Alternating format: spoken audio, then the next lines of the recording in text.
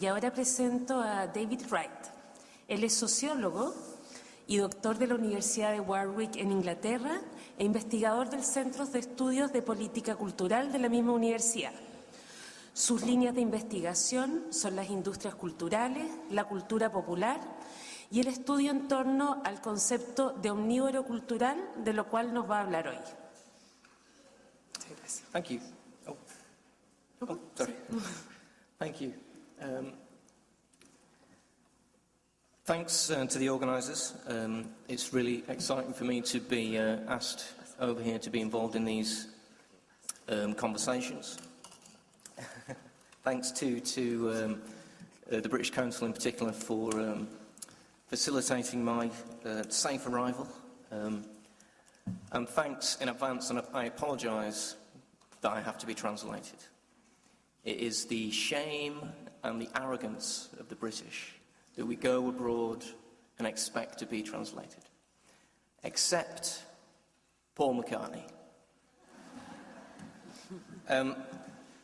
So what I'm going to say today is a kind of a distillation of 3 papers, 2 of which I co-wrote with Modesto, some of the work that he referred to on British tastes, and one which is forms the major part of my final part of my discussion, which is about some conceptual and methodological reflections on what I identify as the omnivore debate, and I'll explain what that is. This is basically what I'm going to do today. I'm just going to, in the first part of the paper, introduce and kind of rehearse the concept of the cultural omnivore,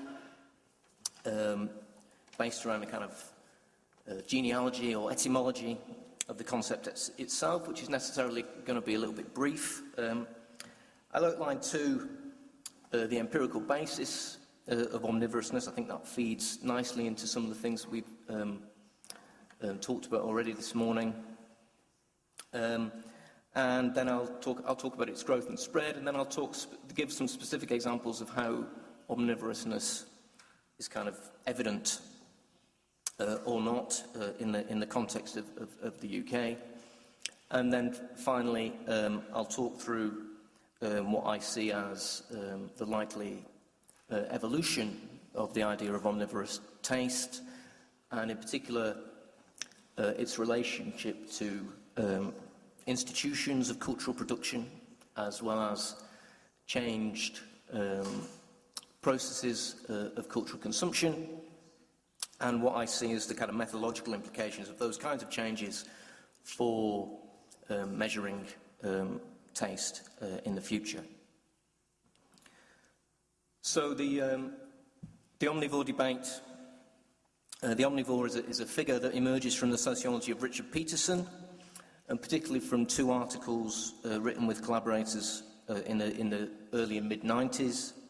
The meaning of the term itself has kind of taken on something of a life of its own in subsequent years, as we'll see, but the original discovery was that in the US of the late 20th century, elite or high-status individuals were both the most voracious consumers of culture, but also that their tastes were not exclusive. That is, in contrast to the dominant sociological narratives of the 20th century about the relationship between cultural consumption and status and class, specifically Pierre Bourdieu's homology thesis, Peterson discovers that high-status individuals were no longer confining themselves to what we might describe as high-status arts.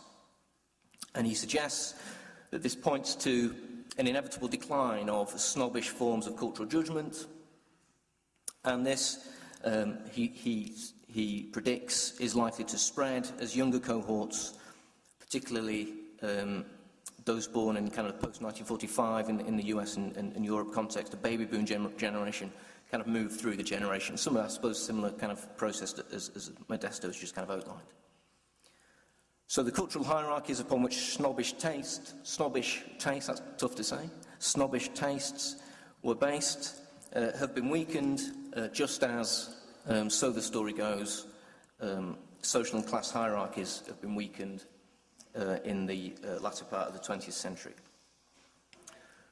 So, and this bit isn't on the slide, but that's okay, I'll tell you.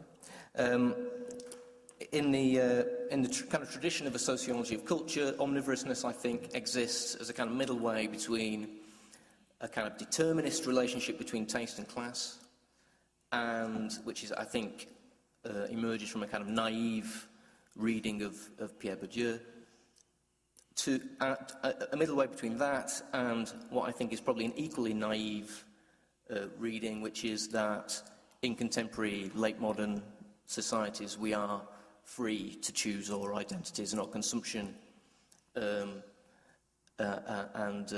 class no longer matters. I suppose what I would suggest is omnivorous indicates a changed relationship between taste and class rather than the end of a relationship between taste and class.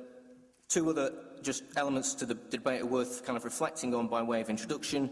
The first is to point out that in its early iterations, the omnivore debate was exclusively framed around the interpretation of large-scale, publicly funded surveys.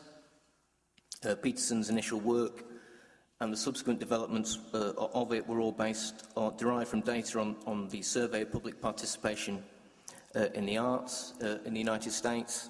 Firstly, its 1982 version, and then subsequent iterations in 1992 and 2002, and that actually gives quite a nice, pleasing narrative to the development of the concept alongside the development of that instrument. I think we can maybe come back to that. And other contributions are similarly, including our own, are similarly based on nationally or regionally produced data on cultural participation and taste. So I think it's worth pointing out in that light that the spread of the omnivore reflects the increased availability of nationally produced data on cultural participation, and that this reflects kind of emerging policy priorities. The formal identification and measurement of people's leisure becomes a focus of policy energy in the US and Western Europe, but also through organisations, as we've heard this morning, such as UNESCO and the OECD, which make explicit links between the cultural life of a nation or a region and its relative development, its human capital, those kind of notions. And we might speculate too, I think, that the omnivore, or certainly evidence that contemporary cultural consuming practice is not snobbish or exclusionary, is attractive to policymakers too in the context of national and regional local political debates about the public funding of the arts and their democratic accountability to a whole population. Policymakers don't like to think of themselves as snobs, I suppose, in that context. More recent work, some of which I'll report on, has complemented this focus on the quantitative identification of omnivores with some attempt to identify how omnivores think and how they reason using qualitative methods. And this allows a more nuanced understanding, I think, of what omnivorousness might mean and what an omnivorous orientation or sensibility might involve. Peterson's work, review of the state of the field, includes references to studies in the UK, the US, Australia, Austria, Belgium, Canada, France, Germany, the Netherlands, Israel, Sweden. There are also studies that I'm aware of in Denmark, in Finland, and in Russia. So we could perhaps suggest that the comparative search for the presence of omnivores has become a kind of abiding curiosity of Western European and North American social scientists, with omnivorousness in its various forms seeming to be the kind of the dominant mode of cultural orientation in these societies.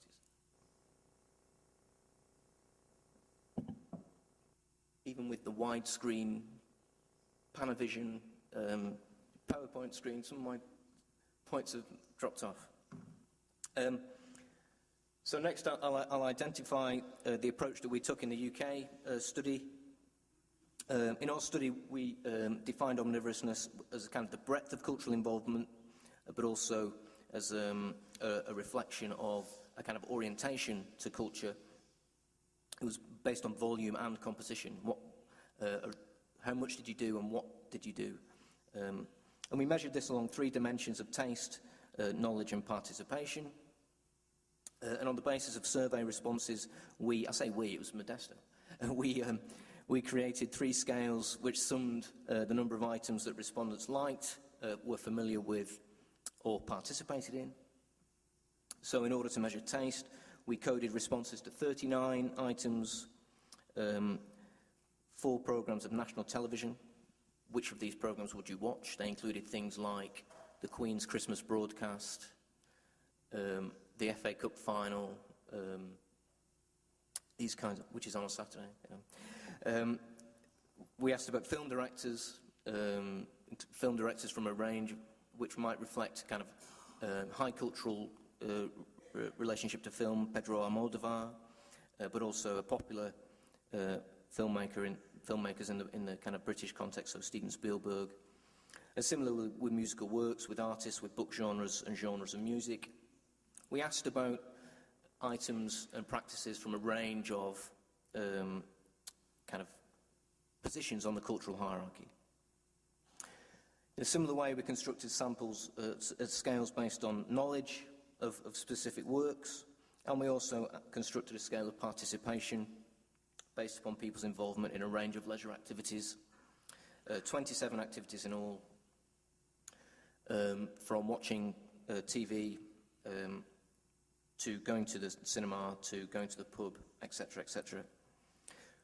By identifying those people in the top quartile or quintile of each of these scales, we were able to identify that about 10% of our sample were omnivores, and we'd returned to our survey participants and re-interviewed them, and some of the people who we re-interviewed were in this 10%, so we were able to explore those interviews for evidence of an omnivorous orientation, i.e. of what omnivorousness might mean. Okay, that's completely nonsensical. Good.